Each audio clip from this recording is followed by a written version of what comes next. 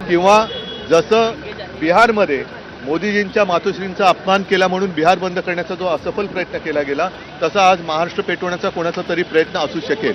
उद्धवजी म्हणतायत ते आम्हालाही पटतंय, पण मग आम्हाला एक सांगा, महाराष्ट्र पेटवण्याचा डाव नेमका कोणाचा आहे? अहो उद्धवजी, किती राजकीय रंग उधळणार, तुम्ही चक्क मीनाताईंचा अपमान करायला मागे पुढे पाहिलं नाही. महाराष्ट्राला हे सगळं समजतंय.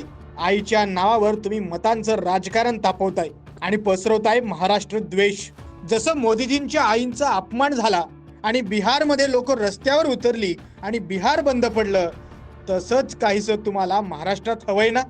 मीनाताईंचा अपमान करा आणि म्हणावं महाराष्ट्र पेटतोय. आता पूर्ण महाराष्ट्राला कळलंय की मीनाताई ठाकरेंच्या पुतळ्यावर रंग फेकणारा ठाकरेंच्या सेनेच्याच कार्यकर्त्याचा भाऊ होता आणि आता हा वाद तुमच्यामुळेच निर्माण झालाय.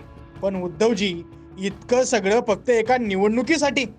अहो, महानगरपालिकेच्या निवडणुका येतील आणि जातील, पण आई ही एकच असते, तिच्यासारखं या जगात कुणी नाही. बरं, स्वर्गीय मीनाताई ठाकरे या फक्त तुमच्या आई नव्हत्या, त्या हजारो शिवसेनेच्या कार्यकर्त्यांच्या मातोश्री होत्या.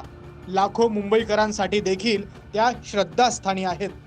आणि आज त्याच आईच्या स्मारकाचा राजकीय स्वार्थासाठी वापर करून तुम्ही खोटी सहानुभूती मिळवतायत.